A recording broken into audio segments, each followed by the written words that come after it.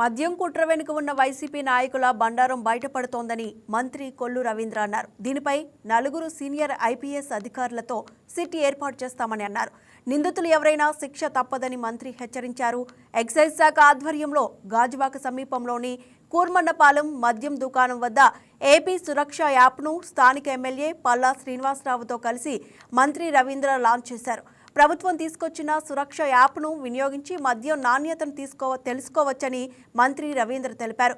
YCP తమ మాఫియాను కప్పిపుచ్చుకునే ప్రయత్నం చేస్తోందని మంత్రి ఆరోపించారు. మద్యం నాణ్యతను తెలుసుకునేలా విశాఖ, కర్నూలు, చిత్తూరు, గుంటూరు, కాకినాడలో నూతన ల్యాబ్లు ఏర్పాటు చేశామని అన్నారు.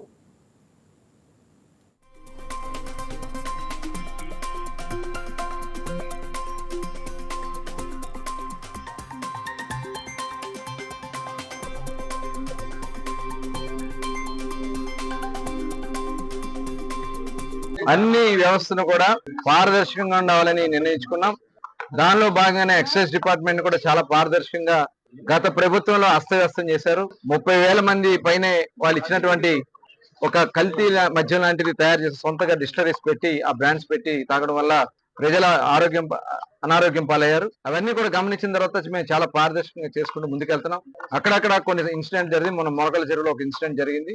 దాని మీద కూడా చాలా సీరియస్ అయ్యి పుట్టు పూర్వతలన్నీ వెలికి తీస్తే దానికి సంబంధించి దానికి వేర్లన్నీ కూడా వైఎస్ఆర్ పార్టీ దగ్గర ఉన్నాయి. అక్కడ ఎవరైతే మూల కారకుడు ఉన్నాడో జనార్దన్ క్లియర్ గా వీడియో కూడా విడుదల చేసి ఫలానా వ్యక్తి జోగి రమేష్ అని చెప్పి వైఎస్ఆర్ పార్టీ నాయకులు నాతో చేపించారు, దీన్ని ప్రభుత్వాన్ని అబాస్పాలు చేయాలని చెప్పారని క్లియర్ గా చెప్పారు. అందుకనే దాన్ని ఇలాంటి పరిస్థితులు రాకుండా ఉండడం కోసం టోటల్ అన్ని షాప్స్ లో కూడా ప్రతి ఒక్క వ్యక్తి కస్టమర్ ఎవరైతే ఇక్కడ మరి మద్యం ప్రియులు ఉంటారో వాళ్ళు వచ్చి స్కాన్ చేసుకుని బాటిల్ తీసుకెళ్లే విధంగా ఏర్పాటు చేశాం. దానికి ఏపీ సురక్ష యాప్ అని చెప్పి ఎక్సైజ్ సురక్ష యాప్ తీసుకొచ్చాం. ఆ యాప్ యొక్క విధానాల్లో ఫస్ట్ వాళ్ళు ఈ క్యూఆర్ కోడ్ ఉంటుంది. ఈ క్యూఆర్ కోడ్ మీద స్కాన్ చేసుకుంటే గూగుల్ ప్లే స్టోర్ లో కానీ ఈ క్యూఆర్ కోడ్ ని స్కాన్ చేసుకున్న తర్వాత అది ఇన్స్టాల్ చేసుకోవాలి.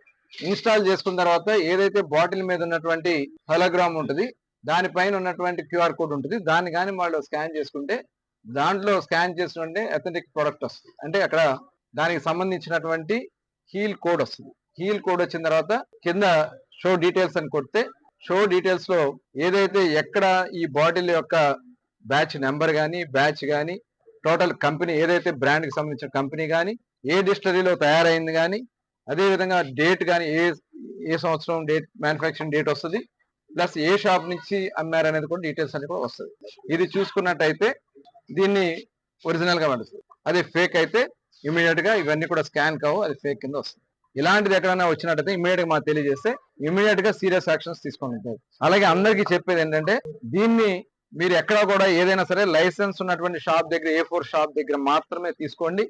అంతేగాని బయట ఎక్కడన్నా తీసుకుంటే మటుకి చాలా సీరియస్ గా యాక్షన్స్ ఉంటాయి. తీసుకున్న వాళ్ళకి కానీ అమ్మిన వాళ్ళకి కానీ చాలా సీరియస్ గా యాక్షన్స్ ఉంటాయి. ఎవరిని కూడా దీంట్లో టాలరేట్ చేసే సమస్య లేదు. అవసరం అయితే ఎవరన్నా బయట అమ్మితే ఆ షాప్ కూడా ఈ రోజు లింక్ చేస్తాం. అవసరమైతే షాప్ ను కూడా సస్పెండ్ చేస్తాం. అంతే తప్ప ఎక్కడ కూడా అమ్మడానికి సమస్య లేదు.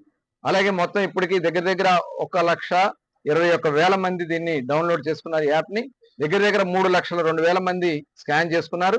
ఎక్కడ కూడా దీంట్లో కొన్ని బీర్ మీద తప్ప అన్నిటి మీద కూడా ఏదైతే లిక్కర్ కి సంబంధించిన దాని మీద స్కాన్ అవుతుంది తప్ప ఒక బీర్ మీద స్కాన్ అవుతుంది. దాన్ని కూడా ఇవాళ మేము డెవలప్ చేస్తున్నాం.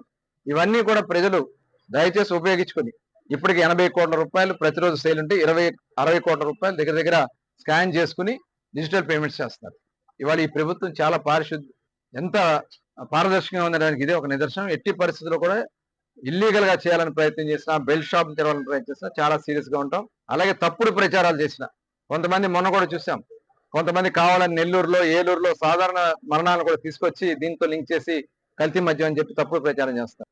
దీంట్లో వైసీపీ నాయకులు కూడా ఉన్నారు. వాళ్ళ మీద కేసులు కూడా కట్టడం జరుగుతుంది. చాలా సీరియస్ గా యాక్షన్స్ తీసుకుంటాం. ప్రభుత్వాన్ని అప్రదిష్ట పాలు చేయాలని ప్రయత్నం చేసిన మట్టికి చూస్తూ ఊరుకునే సమస్య లేదు. చాలా సీరియస్ గా యాక్ట్ చేస్తాం కూడా హెచ్చరిస్తాం.